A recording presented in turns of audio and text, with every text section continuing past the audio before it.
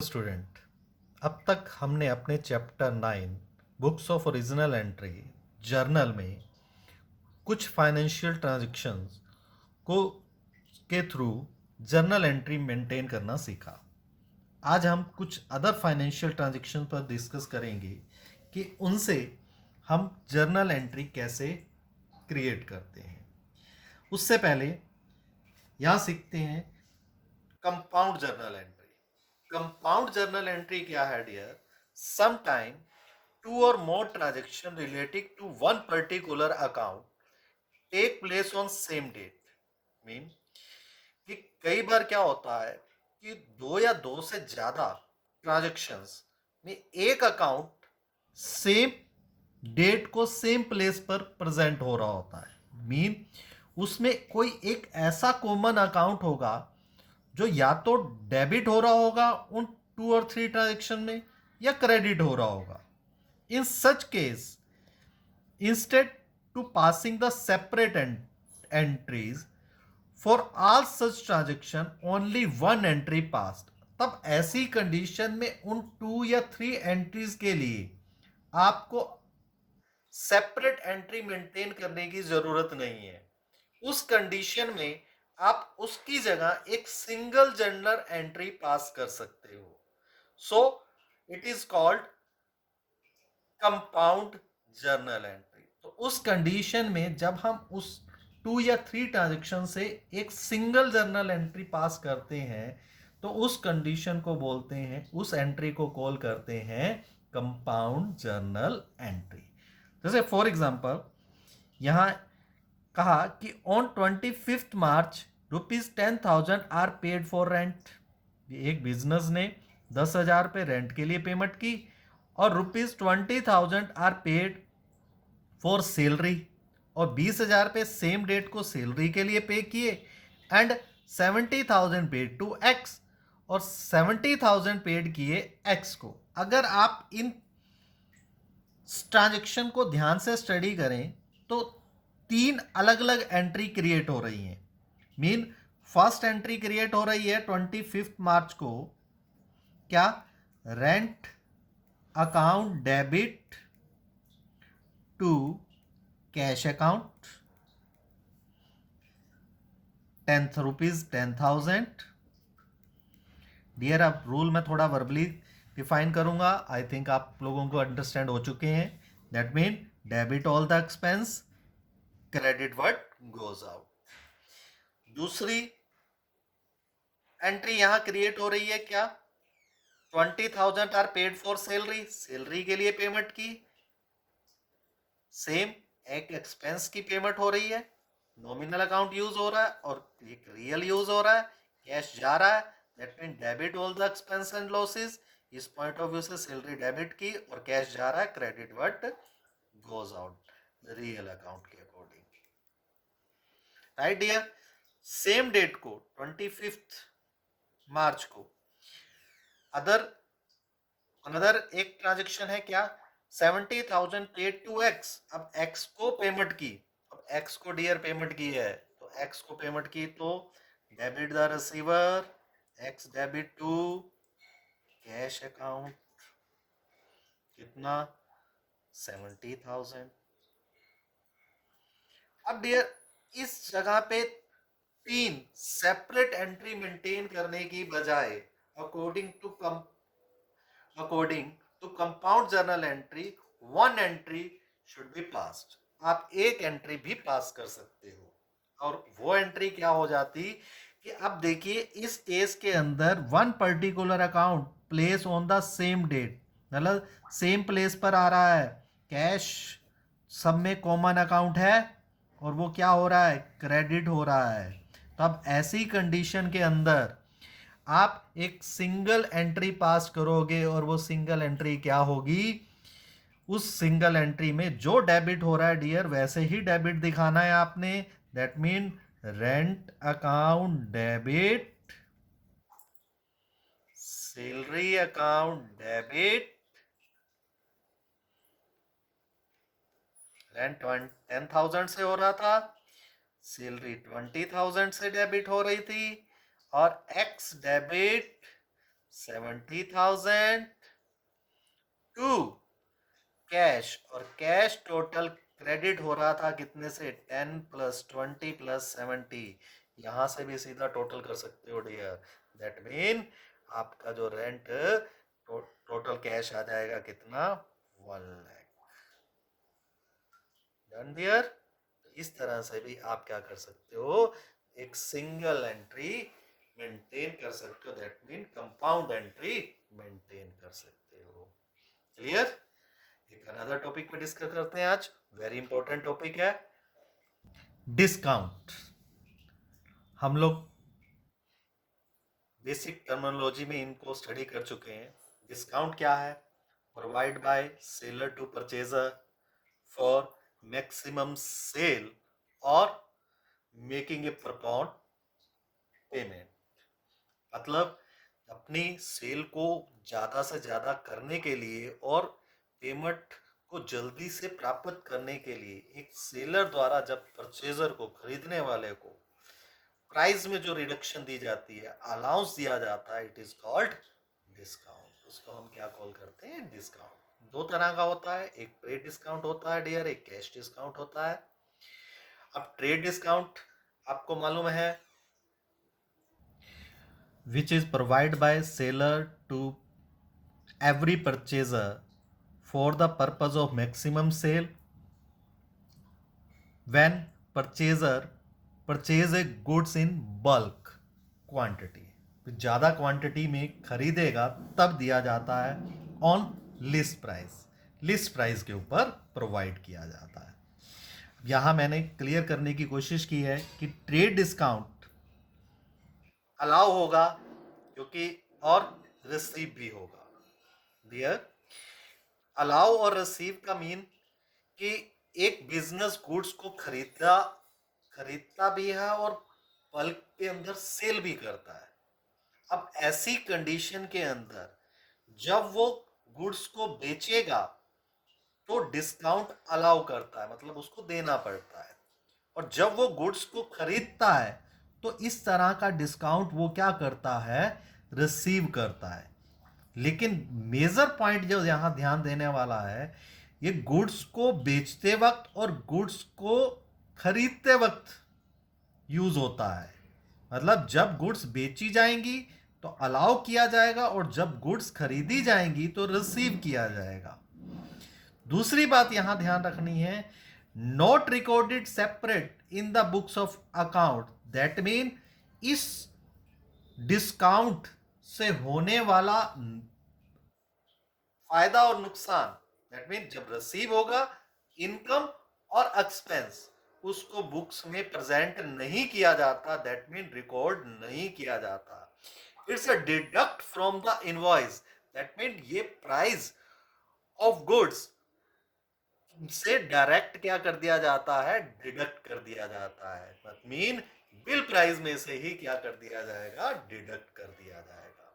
इसको accounting books में present करने की जरूरत नहीं है। Second type of the discount क्या है, कैश डिस्काउंट।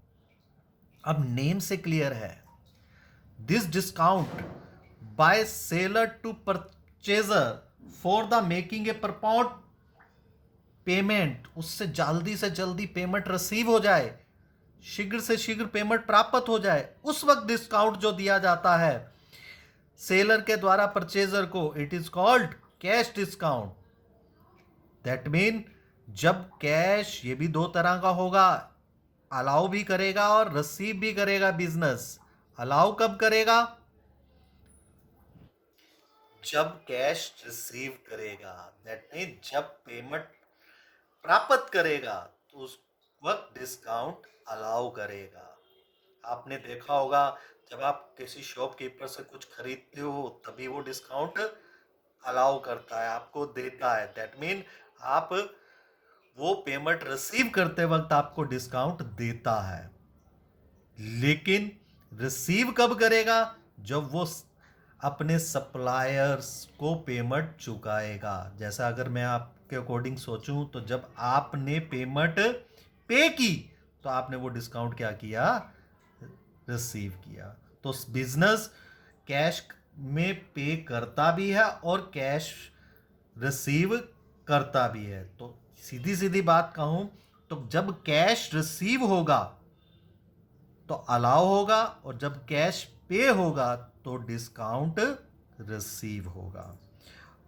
लेकिन these type of discount recorded in the books separately।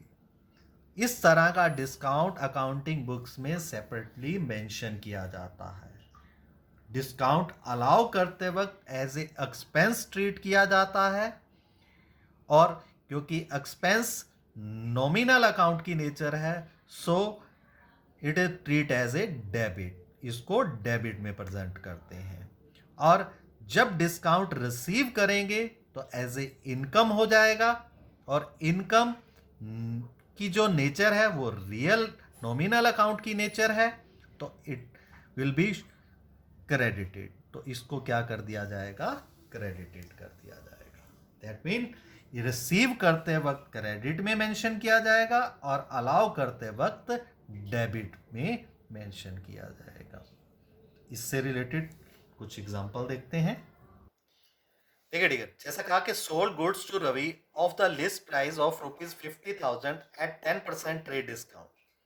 अब इस कंडीशन में रवि को गुड्स सेल की गई हैं, लिस्ट प्राइस 50,000 है और ट्रेड डिस्काउंट 10% है। पहली बात ध्यान रखना, लिस्ट प्राइस पर ट्रेड डिस्काउंट दिया जाता है, और क्योंकि ट्रेड डिस्काउंट बुक्स में मेंशन नहीं करना, दैट मीन यहां एंट्री क्या होगी, Ravi debit to sales account.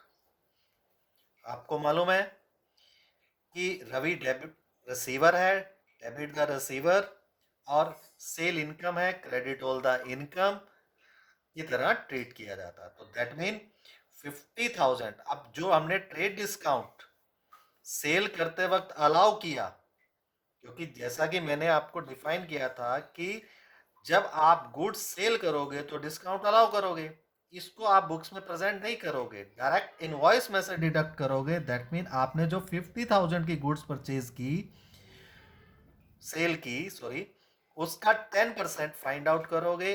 That mean 5,000 आपकी सेल वैल्यू उस कंडीशन में क्या होगी, 45,000। तो इनवॉइस वैल्यू में से डिडक्ट करके अकाउंटिंग बुक्स में एंट्री की जाएगी कितने की, 45,000 की। That mean Ravi debit to sales account 45,000। Same as purchase करते वक्त, purchase goods from Navya of the list price of ₹20,000 at 15% trade discount. अब यहां गुड्स खरीदी गई हैं,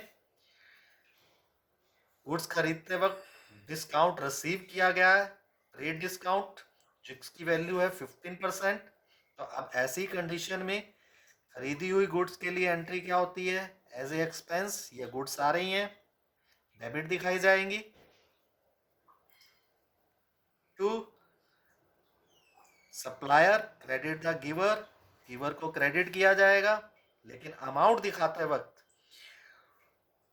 ट्रेड डिस्काउंट को एज ए एक्सपेंस आपको ट्रीट करने की जरूरत, एज ए इनकम ट्रीट करने की जरूरत नहीं है।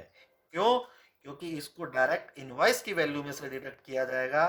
दैट मीन इसको जब प्रेजेंट किया जाएगा तो 20,000 less TD, 20,000 into 15/100, that mean 3,000।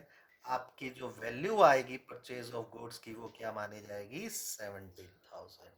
Direct invoice values में डिडक्ट करके हम इसको प्रेजेंट करेंगे। Okay dear, clear. यहां आपने देखा होगा जब हमने सेल की तो अलाउ किया, उसको भी प्रेजेंट नहीं करना, और कहीं भी उसको डेबिट या क्रेडिट करके हमने नहीं दिखाया, और जब आपने 3,000 रिसीव किया तब भी आपने उसको क्रेडिट करके मेंशन नहीं किया। ओके डियर, नेक्स्ट चलते हैं। देखिए डियर, अब यहां देखिए ₹9600 paid cash to Mahesh and discount receive from him 400। अब यहां देखिए महेश को कैश पेमेंट हो रही है और डिस्काउंट रिसीव हो रहा है। जैसा कि मैंने आपको पहले भी डिफाइन किया ग्राफ पिक्चर के जरिए कि जब आप कैश पे करोगे तो डिस्काउंट क्या करोगे, रिसीव करोगे। दैट मीन यहाँ आपको अगर ट्रांजेक्शन अलग करो तो आपके पास एक महेश है, एक कैश और एक डिस्काउंट रिसीव, क्योंकि कैश पे कर रहे हो तो डिस्काउंट क्या होगा, रिसीव। महेश नेम है, एसेट्स है nominal, that mean sorry income, name personal, asset real, income nominal account. Personal account का रूल, महेश हमसे क्या कर रहा है, रिसीव कर रहा है, तो that mean debit the receiver, right dear. और कैश जा रहा है, रियल अकाउंट का रूल लगा, क्रेडिट व्हाट गोज आउट। और डिस्काउंट रिसीव हो रहा है इसलिए क्रेडिट ऑल द इनकम।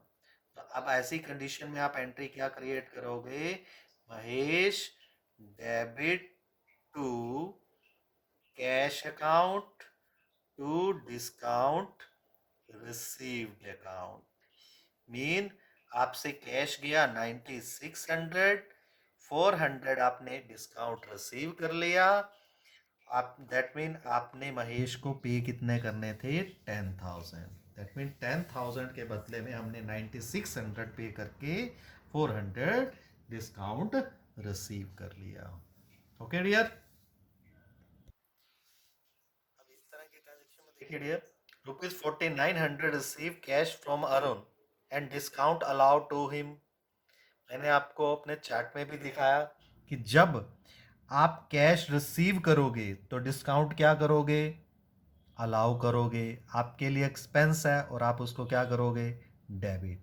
यहाँ भी उसी तरह से कंपाउंड एंट्री ट्रीट करेंगे, एक कैश अरुण और दूसरा डिस्काउंट अलाउ। अब कैश जब बिजनेस में आता है, रियल अकाउंट का part, debit word comes in, cash account debit. लेकिन कैश रिसीव करते वक्त आपको डिस्काउंट क्या कर रहे हो, अलाउ। आपके लिए किसका पार्ट, एक्सपेंस। तो एक्सपेंस बिजनेस में क्या होते हैं, debit. So discount allow account debit, nominal account हो गया, debit all the expense. To, किससे रिसीव हो रहा है, देने वाला कौन है, नेम। नेम में किसको दिखाते हैं, personal, credit the giver, that mean Aaron. कितना कैश रिसीव हुआ, 4900। कितना डिस्काउंट अलाउ किया, 100, दैट मीन वो गिवर कितने से था, 5000 से। तो हम उसको प्रेजेंट कर देंगे 5000। तो एंट्री क्या हो जाएगी, cash account debit, discount allow account debit to Aaron. ठीक, कई बार कुछ चीज़ें कंफ्यूजिंग हो जाती हैं, कॉन्सेप्चुअल पजल हो जाते हो, तो आप एक छोटी सी बात ध्यान रख सकते हो कि आपको इतना पता चलने लग गया कि कैश जाता है तो क्रेडिट, आता है तो डेबिट किया जाता है, राइट। तो एक छोटा सा तरीका बता देता हूं कि जिस तरफ कैश, दैट मीन इस कंडीशन में कैश क्रेडिट हो रहा है तो देखिए डिस्काउंट भी क्रेडिट हो गया, और डिस्काउंट अलाउ डेबिट हो रहा है, कैश डेबिट हो रहा है तो डिस्काउंट अलाउ भी डेबिट हो गया। दैट मीन जिस तरफ कैश जाएगा सेम कंडीशन में डिस्काउंट अलाउ प्रेजेंट होगा। लेकिन अकॉर्डिंग टू कंसेप्चुअल चलिए, कंसेप्ट के अकॉर्डिंग वर्क कीजिए, तो आपको फ्यूचर में किसी तरह की कोई प्रॉब्लम नहीं आएगी कि कैश रिसीव करते वक्त डिस्काउंट अलाउ होता है, एज ए एक्सपेंस होता है इसलिए डेबिट किया जाता है, और कैश पे करते वक्त डिस्काउंट इनकम है इसलिए क्रेडिट किया जाता है। ये छोटे छोटे ट्रांजेक्शन्स हैं, उस पर भी डिस्कस करते हैं। Chandrakant sold goods to us. Transaction में चंद्रकांत ने हमें गुड्स बेची, थोड़ी सी वर्डिंग अलग है, दैट मीन हमने परचेज की, बिजनेस से परचेज की, तो इसीलिए यहाँ एंट्री क्या होगी, purchase account debit to Chandrakant. कहीं सोल्ड देखकर आप उसमें कंफ्यूज नहीं होना, थोड़े से स्टेटमेंट को ध्यान से स्टडी करना है। That mean debit all the expense, ये गुड्स सोच रहे हो तो डेबिट व्हाट कम्स इन, और क्रेडिट द गिवर, गिवर है। Same paid insurance premium, insurance premium की पेमेंट की, अब इंश्योरेंस प्रीमियम की पेमेंट की, तो प्रीमियम पे करना बिजनेस के लिए एज ए एक्सपेंस होता है, इसलिए insurance premium account debit to cash account. अगर आपको स्टेटमेंट में बैंक कहा हो तो credit what goes out, bank balance की तरह ट्रीट करना। बाकी फ्यूचर में हम बैंक से रिलेटेड ट्रांजेक्शन को डिस्कस करेंगे। तो क्रेडिट व्हाट गोज आउट, वही debit all the expense, credit what goes out mean nominal account मानना है, और balance real account credit what goes out.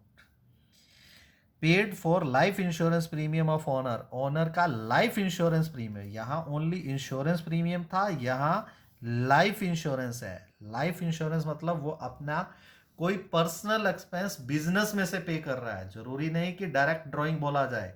अगर किसी पर्सनल एक्सपेंस का नेम दिया हो तो भी हम उसको एज ए क्या ट्रीट करेंगे, ड्राइंग। तो इस कंडीशन में आप इसको क्या दिखाओगे, drawings account debit to cash account.